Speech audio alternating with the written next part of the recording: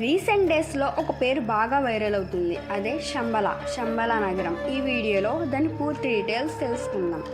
భారతదేశం ఎన్నో అద్భుతాలకు నిలవు. ముఖ్యంగా ఉత్తరానున్న హిమగిరులను మనం దైవంగా భావిస్తాం. భారతీయులు ఎంతో పవిత్రంగా భావించే గంగా నది పుట్టింది కూడా ఇక్కడే.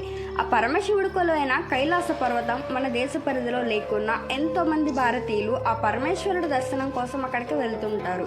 అయితే అక్కడ కేవలం కైలాస పర్వతం మాత్రమే కాదు, కంటికి కనిపించని ఒక రహస్య నగరం కూడా ఉందని చాలా తక్కువ మందికి తెలుసు. అదే శంబల నగరం.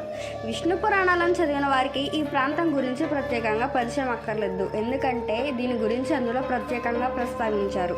కలియాగడాల నుంచి కలికి అవతారం సాధించే వరకు ప్రతి ఒక్క ఘటన ఈ శంబల నగరం కేంద్రంగానే చోటు చేసుకుంటున్నాయి.